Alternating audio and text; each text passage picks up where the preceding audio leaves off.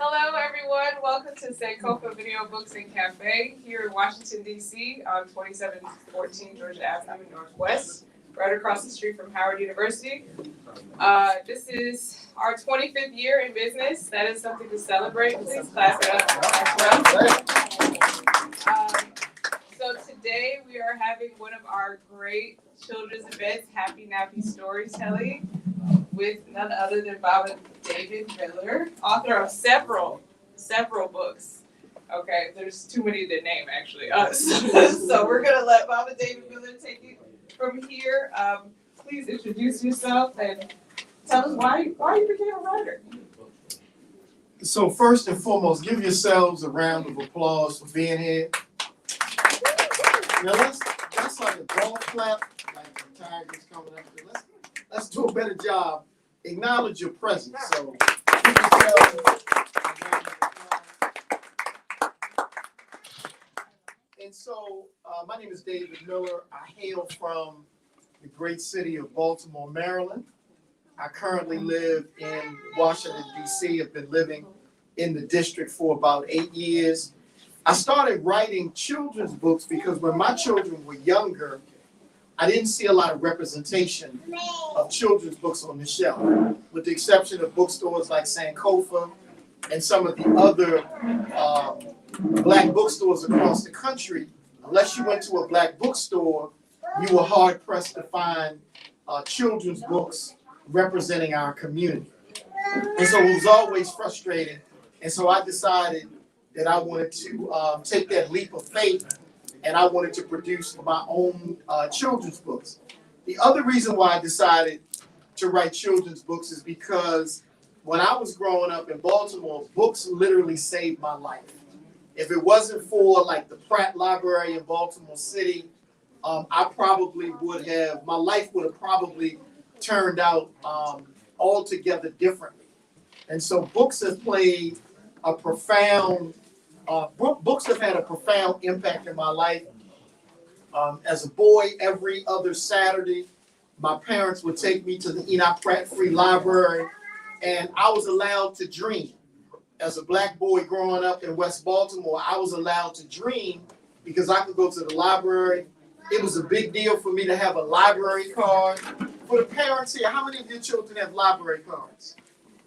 Okay. Most of the people in the room. So for me, having my own library card was a big deal. Being able to go into the library and take out 5 or 6 books on a Saturday, go through all of those books, bring them back, and then come back that next Saturday and go through 5 or 6 more books was kind of the joy of my life. And so, again, I've been heavily inspired by books. And then personally, because when my children were growing up, we didn't see a lot of the kinds of stories that I wanted to write about. Wow. And what's interesting is that now that has actively changed, like there are way more black books on the shelves of most bookstores now. And even within the last 20 years, I would say I was reading young adult fiction in 3rd grade. They were all white characters, all books with characters that didn't look like me. So seeing something like David Miller's books on the shelves was not common at all. I think that today these kids are going to get spoiled a little bit, which is great. It's not even really like being spoiled. It's really just like because we've had so little. There is like now that we have all of these choices, we're kind of overwhelmed. Like, wow, we didn't even know that we could do all this because they've been feeding us little bits of just, a few black authors here and a few black authors there. And then, you get 1 this year, you get 2 next year. Okay, like, no, not anymore. Now we have everybody. Everyone's here. Everyone can publish when they want to. And it's amazing because then we get amazing books like this. We just did an event with Thoroughbred Press, who does books on the Haitian Revolution. Yeah. Mm-hmm. And it's amazing that brother has so many books about Haiti. Yeah. Like there were not many Haitian children's books on the shelves at all for years. So now that he has a whole publishing company, we can do all things like this. So can you tell me how you picked out like the themes for each of your books? So I literally do my best work driving down the street. I mean, like my car, for how many of y'all, your car is like your office, right? So like I have all of these raised their hand. I have all of these amazing experiences just driving in my car, and a story will literally come to me. I will see something, I will hear something on the radio, and then I'll pull over and I'll pull out my recorder. The other thing is my youngest daughter, she's my muse. She just got a full ride. She's at North Carolina A&T in Greensboro, so I miss my baby girl. She's a freshman. I would always like bounce ideas off of her head. My two youngest went to Roots Public Charter School, so my two youngest had the benefit of an African-centered education. So always kind of inspired by ways in which I can infuse African and African-American history in my books. One of the things, parents, that you will find is I have a very, very unique writing style. So for example, Chef Toussaint, right? Most children will probably never learn about Toussaint Louverture. So what I decided to do was create a book, a fun character. Chef Toussaint, he's a 9-year-old African-American male. He is a chef. So the book is sort of a story about the day in the life of a little boy who's a chef, who's named after this historic freedom fighter that most people will never even learn about.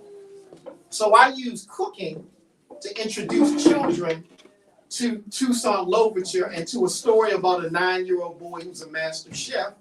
And in the back of the book, there are recipes for parents and children to come together and cook. And all of the books that I write, I believe writing should be for families. When I was growing up, and even with my children, even when they were 17 or 18 years old, I made them turn their phones off, and we would do quiet time. We would do read aloud. Even at 17 or 18 years of age, my children would have to read aloud to me, and I would read aloud to them, because parents and grandparents, that's how important literacy is. See, we've allowed this thing right here, the phone. So many times our children struggle with writing. They spend a whole lot of time texting and on Instagram and on TikTok, but when it comes time for them to write an essay for college acceptance, oftentimes they struggle because they don't write a lot. And so two of the characters in this particular book, one of the characters' names is Akusawa. I spend a considerable amount of time in Ghana, so I named one of the characters Akusawa, and the little boy, his name is Booker Taliaferro Washington Green. So he's named after Booker T. Washington. Again, oftentimes our children don't necessarily learn about Booker T. Washington. This is Gabe Mandela Grisham. So he's named after, his middle name is after Nelson Mandela. And Winnie the Wizard of Wall Street is inspired by two people, two sheroes, Winnie Mandela and Magdalena Walker. Can anyone in the audience tell me who Magdalena Walker was? Who was Magdalena Walker? I find that most people have never even heard of Magdalena Walker. I'll give you a gift. She was a very rich woman. Don't tell them. Don't tell them. See, I know you know because I saw your eyes light up. Any parents, who was Magdalena Walker? I'll give you a prize. We'll find something to give you as a prize. Magdalena Walker. Was she the young woman who got land from, as her parents were slaves and she received land from them? No. Most people think Magdalena Walker, they think she was related to Madam C.J. Walker. No. Magdalena Walker, 1903, Richmond, Virginia, first black woman to own a bank. Now just think about that for a second. How much history we don't know because we're not getting it in school. Magdalena Walker, 1903. If you go to Richmond, downtown Richmond on Broad Street, there's a big statue of Magdalena Walker. There's also a museum honoring the legacy of Magdalena Walker I think it's on 3rd and Main Street. It takes up almost half a city block. And so this Winnie the Wizard of Wall Street is inspired by the legacy of this ancestor who was bold enough to open up a bank, 1903. Think about that. 40 years after what? Emancipation Proclamation. Sister owns a bank in Richmond, Virginia. So this particular book talks about introducing children to money and financial literacy at an early age. Wow, you just taught me something. I work in this bookstore. I was like, hey, Magdalena Walker. Wow. First of all, I really like that you, instead of doing a bio about these people, you decided to create a fictional world of fictional characters and infuse the history in there. Because a lot of times, and you can look at even a lot of our children's books, there are a lot of Black folks that are doing the work of making children's biographies of historic Black figures. There are so many. I think overwhelmingly, our children's fiction books are biographies of great Black people, which is amazing, obviously. But we don't as much we don't see this for this age group specifically, because as soon as you get historical fiction, you're getting into middle grade books. And so having it at this level is very important, because you can connect it with yourself, not just with the person from the past. And when you have historical fiction like that, it resonates more because it's connecting it to the present for the child. Which is amazing. That's amazing. Thank you. Because I always thought, I've been selling your books for years, for probably 5 years now. Because Khalil's Way, was that the first book? Khalil's Way was the first book. Okay. So how did Khalil's Way come about? So this is Khalil's Way. I decided to write Khalil's Way because I do a lot of work with young Black males, and I wanted to create sort of a coming of age story for little guys, 3rd grade and up, because I thought about what my struggles were like in school. I was bullied in school. I was picked on, and so I created a story about a little boy. Khalil is a math genius. He's 11 years old. He can do college level math, and he's only 11. Well, I couldn't do college level math when I was in college. Right. And so he's a very gifted young man, but he's struggling in school, which is what happens with a lot of our children. They're gifted beyond measure. If you read anything by Amos Wilson talks about the natural genius of Black children, but for whatever reason, we haven't figured that out. So Khalil is a genius. He's a master chess player, but he's being picked on in school. And so it's really sort of a coming of age story, teaching particularly young Black males how to deal with the victimization, the bullying, and harassment that goes on in school. And the book has an amazing ending because he's able to get even with the bullies without throwing a punch. And I think too often in schools, our babies are being bullied. Mom and dad get involved. The school may be involved, but the pressure that they're under in school becomes so overwhelming that oftentimes our children lash out and fight back physically. All right. We got a little theme music. That's the jam right there. Thank you for that cut, because there are also not many middle grade books for Black boys, period, across the board, and even less written by Black men, which is kind of ridiculous in my opinion, but which is not to say that there aren't brothers out here writing children's books for Black boys. It's more so to say that up until recently, we didn't have the same access to publishing books as other people did. So it's kind of hard to get those kinds of books out there. Before I go into the politics of publishing, which Well, I want to open up to the audience for any questions that you may have for Bobby David Miller. And if you don't, then we're going to open it up for story time, and y'all can choose the book. Questions. Parents, any questions? I don't have a question. My name is Janice Farabee. I'm an author as well. I do work with adolescent girls. Been doing it for 40 years. I just want to say thank you, David. I've known David for a couple of decades now. Wow, we getting old. We getting old. But I just want to acknowledge his genius of the things that he's doing, what you were talking about, and the fact that when people ask me, how come you don't have a book for boys? I said, because I'm not a boy. I'm a girl. So I write books for girls. Talk to David Miller. He writes books for boys because that is so important. And to have these little ones here, it's so important to get our young people to know their history. I'm a former docent from the Museum of African American History and Culture. And as John Hope Franklin said, we must tell the unvarnished truth and we must teach our children. So I'm so proud of him, and I want to just acknowledge him and tell everybody to buy all of his books because he's fantastic and so are the books. Absolutely. Thank you so much for sharing that. Can I say something real quick? Particularly for the parents, it is just so critically important that you start the library early, right? Like there was even a point where, I told my wife, we're not buying the children no more toys. We buying the books. We gonna buy them stock. Because in other communities, they're not necessarily buying their children a whole bunch of toys and stuff like that. So start the library early.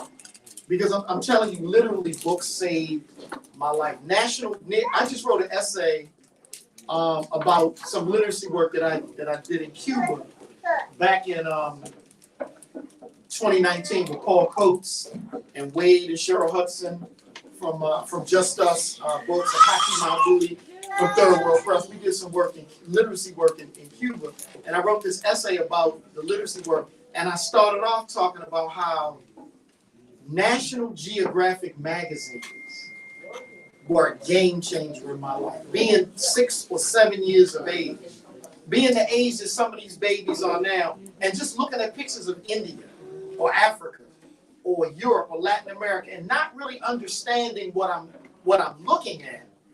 But just the fact that I'm sitting on my mom's lap or my dad's lap and they're reading to me about places that I've never heard of. And then when I'm 8 or 9 or 10 years old and I have some comprehension of geography, and I know that Africa is a long way away, but I know I'm from Africa, right? Using pictures and stuff to make those connections. And so,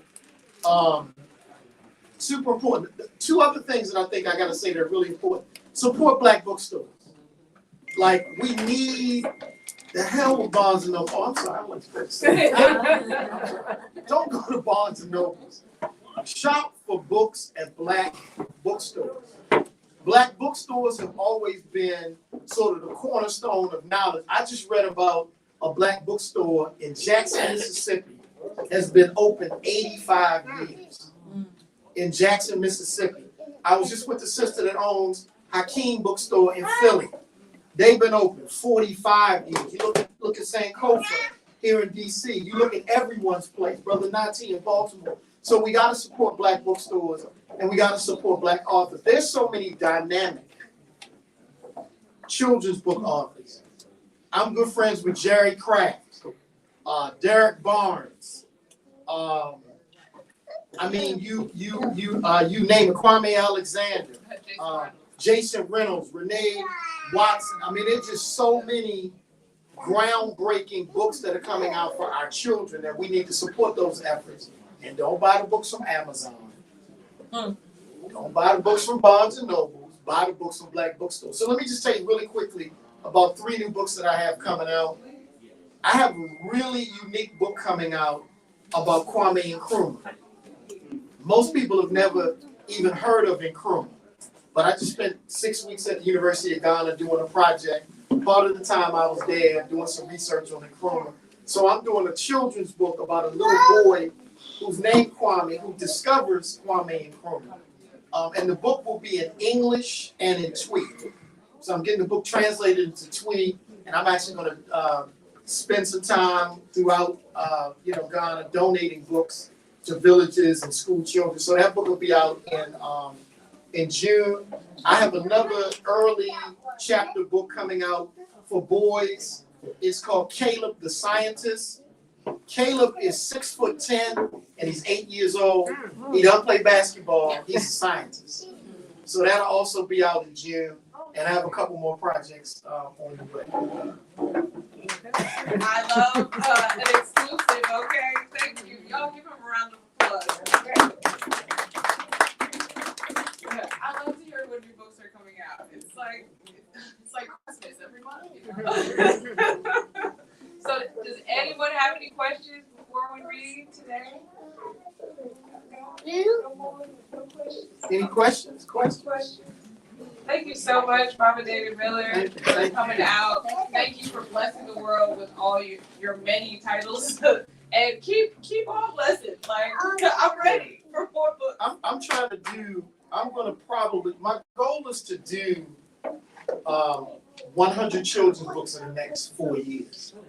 Yeah, so, because I just think that the need is so critically important.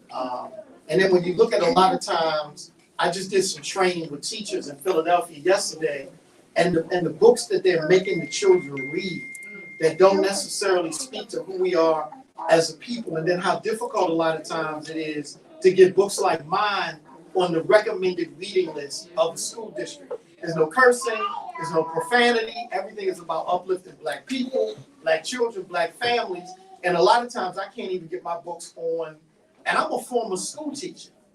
I can't even get my books on the recommended reading lists in school districts run by Black people. Why is that? I think some of it is a lot of times, first of all, it's just so difficult to get in touch with the people who make the decisions. And then a lot of times the people who make the decisions have already figured out what books they want to put on the recommended reading list. Because I'm not, I'm an independent author. I don't have a deal through Scholastic or Simon & Schuster or Random House. And a lot of that is by choice because I write for Black children. I'm unapologetic about that. And I don't want to have a company tell me, well, we don't like the cover or we don't like your storyline. And so because oftentimes I'm not backed by a major publishing company, that's another reason why a lot of times I'm not able to get on those recommended lists.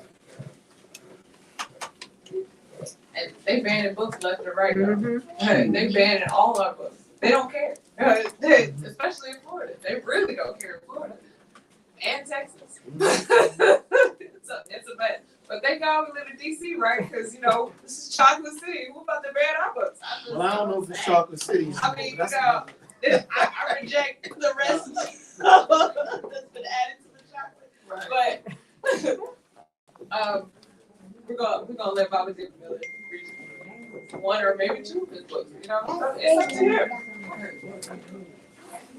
So for the children, this is one of my favorite books, Gabe and His Green Thumb. Everybody look at your thumb. Look at your thumb. Everybody put your thumb out. Look at it. Raise your hand if your thumb is green. If your thumb is green, you need to go see your parents. If your thumb is green, you need to say something to your parents. Okay.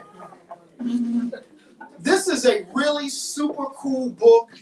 Great book for story time. Great book for a great bedtime story. A great story after the young people have taken their bath. And it's about a little boy named Gabe. And Gabe's superpower is growing very large fruits and vegetables. Look how big the carrot is. Have you ever gone to the store and seen a carrot almost bigger than you? I don't think so. And so I'm going to read a little piece from the book. If you want to buy the books, you can see them at the front counter.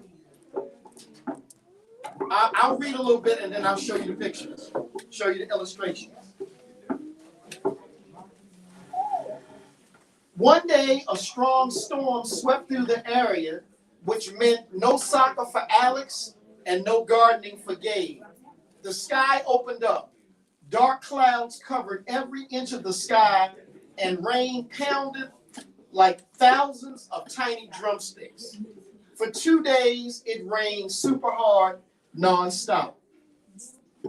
One of the things that separates me from many other authors, I only hire Black illustrators, Black editors. Everyone that works with me is Black. And so I hired a young brother named C.J. Love. He recently graduated from the Maryland Art Institute in Baltimore. He's an amazing illustrator. He's actually doing 10 books for me. And we might be at number 6. So on this particular day, Gabe can't go outside because it's pouring down raining. I remember as a boy, I would get really, really angry when it rained outside because my parents wouldn't let me go outside. So this is Gabe and Alex. A few days later, the dark clouds rolled away and the skies were clear blue once again. The sun slowly poked through the thin white clouds. Gabe put on his boots, overalls, and played in the small puddles left from the storm. My parents would get very mad at me when I would go outside in the mud. Y'all remember making mud pies? You know, some of y'all remember going outside making mud pies? He called Alex and asked him to come over to help him out in the garden. Come on, man. It won't take too long, begged Gabe. Okay, 20 minutes. That's it, replied Alex. Most of the ground was still wet, so the boys spent time pulling weeds and adding mulch and raking dirt. One of the things that I try to do in my children's books, you'll notice all of the bright colors. Colors are some of the things that attract children to want to read. And so I make sure that we have a lot of bright colors, a lot of bold images. So I'll just read one more piece from the story. How many children, do y'all like worms? Y'all like worms? Do y'all parents let y'all play with worms? Y'all like playing with worms? I used to love digging up the worms and playing with them. My mother was terrified of them. So what I would do sometimes, I put them in a jar and bring them in the house, and I would get punished. Gabe saw a huge earthworm peek from beneath the soil. Watch this, he said to Alex, as he shoveled his hand into the deep soil. Come on out, you slimy little fish bait. Can you feel him? Asked Gabe. Nope, I don't think so. Ouch, yelled Gabe. Feels like I stuck my thumb on a thorn or something bit me. Worms can't bite. Worms don't bite, replied Alex. Let's see it. When Gabe pulled his thumb out and looked at it, there wasn't a mark. Looks fine to me, said Alex. Feels fine too, said Gabe. I'll be okay, but I'm going home. Later for this garden, buddy. So that's Gabe and his green thumb. I am going to read a little bit from Chef Toussaint.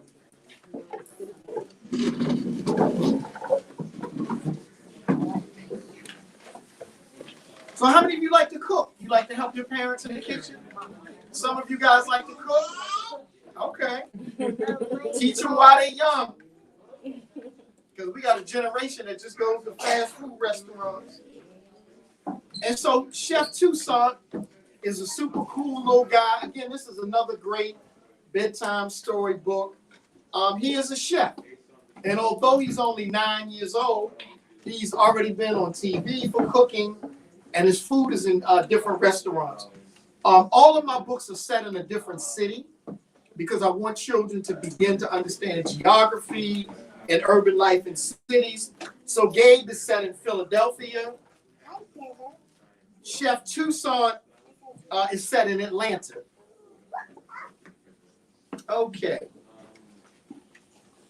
The other thing really quickly, all of my books, you will find Black men and Black fathers represented, which is something that you ordinarily don't see in children's books. Oftentimes in children's literature, They act like black fathers don't exist. So in all of my children's books, you'll find prominent images of black families, which I believe is real important. This is around page 6. Cooking comes easy for me. I learned how to cook before I could tie my shoes. Watching mom and dad cook is one of my favorite things to do. Other kids play basketball while I'm cooking in the kitchen or watching the cooking channel. Then for the children, raise your hand if you like to eat. Who likes to eat? Who likes to eat? Does anybody like to eat? What about the adults? Who likes to eat? Okay, good. So this is page 10. He's talking about his preparation, what he has to do before he starts cooking. A large brown bowl and on a black marble table sits in the middle of the kitchen. Vanilla, nutmeg, cinnamon, basil, curry powder, ginger, and a bunch of other spices sit on the table. These are probably spices that you have at home. Eggs, butter, milk, cheese, onions, parsley, garlic, and mushrooms fill the shelves in the refrigerator.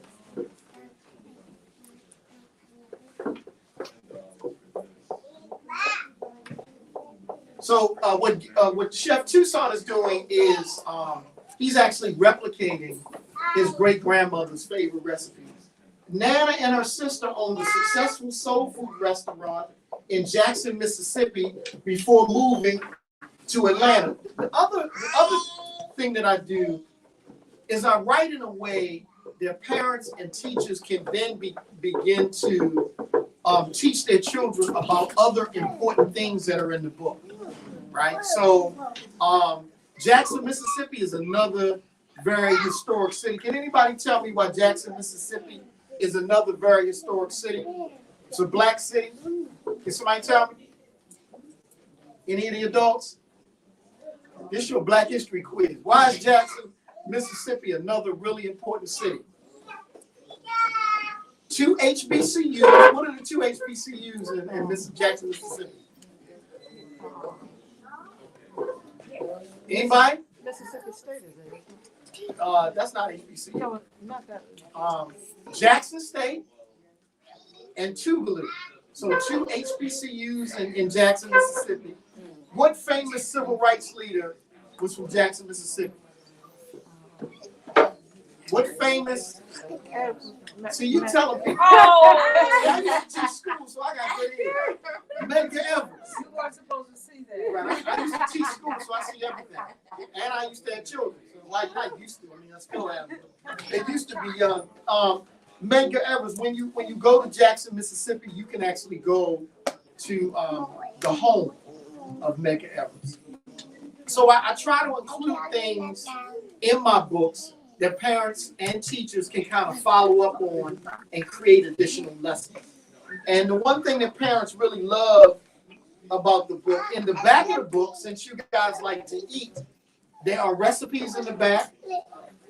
There are 3 of Chef Toussaint's favorite recipes. Do y'all eat black-eyed peas? I don't think children eat black-eyed peas. Oh, yeah. Your children eat black-eyed peas? Okay. See, I had to. I ain't have a choice. My parents made me eat black-eyed peas. So there's a recipe for black-eyed peas in the back of the book. There's a recipe for 4-cheese lasagna in the back of the book.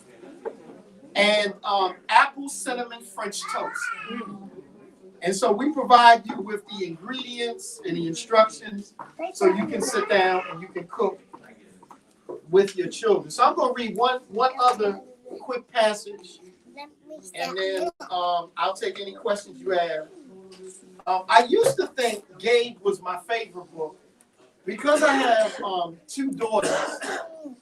I was strictly going to write for boys, but my daughter started putting so much pressure on me. Like, Dad, you're missing out. You got to write for girls. And so I decided to jump in and write this piece. Her name is Winnie, the Wizard of Wall Street. One of the reasons why I wrote this is because I didn't learn about money until I was in college. Like, I didn't really grasp or understand the power of money. And then I started realizing when I would talk to I remember when I was at Hopkins School of Public Health, I was doing some work at Johns Hopkins School of Public Health, I would talk to my white colleagues, and you know, for like birthday presents and things like that, they buy their children stock, right? They're buying their children stocks and bonds. Wow, you know, they're encouraging, you know, their children when they graduate from high school to, you know, buy a house, then buy another house, and maybe sell their house and live off of the rent from that house. I mean, these are things that they are teaching their children at a young age. So Winnie is 8.5 years old, and she is already a financial genius when it comes to saving money and investing money. And so the book is designed to teach young children about entrepreneurship and investment. So this is the first in a 4-part series.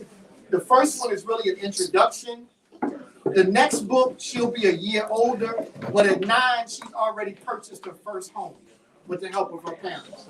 And so really trying to teach children about money at a very early age. And in the back of the book, there are several activities that a parent, grandparent, or teacher can use to introduce your children to financial literacy.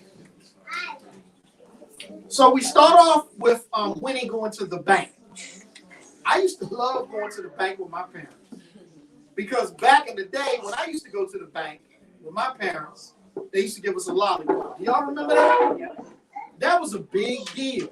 You go to the bank and they would give you a lollipop. It wasn't like I wanted to hang out with my parents. They going to the bank, I just wanted a lollipop. Today is a busy day. My parents will put some money in my bank account. I write Penny Saving Investments on the deposit slip. So the name of our company is Penny Saving Investments.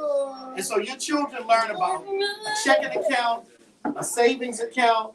They learn how to put money in the bank. They learn how to withdraw money from the bank. I write Penny Saving Investments on the deposit slip, sign my name on the back of the check, and hand it to the lady at the window. A deposit slip allows you to add money to an account with a withdrawal slip that takes cash out. Miss Johnson is always super nice. When I opened up my account 3 years ago, she told my dad that I would be a rock star. So she opened up her first bank account at 5. We don't have to wait until your children are 16 and 17 years of age.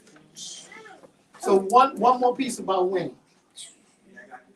The bank is downtown in an old, tall, grayish building with windows. Lines can be super long on Fridays, and sometimes customers get upset. Full of smiles, Miss Johnson and the workers are always happy to see me, and a lollipop in the bank is a cool treat. So I recreated what my experience was like as a little boy going to the bank. So I'm going to stop there. Any questions? Any questions that the parents may have? Yes, ma'am. Do you illustrate your books also? Do I illustrate my books? Oh no, ma'am. I'm not that talented. I write. But the illustrator for it. So Jerry Kraft, he's a graphic novelist, New York Times best-selling graphic novelist. He illustrated Khalil's Way, and then the last 5 or 6 books that I've written have been illustrated by C.J. Love, and I'm looking at bringing on another illustrator. I just identified a young brother out of Orlando, Florida. He's going to do 2 books for me, and CJ is working on a new book for me that I didn't mention.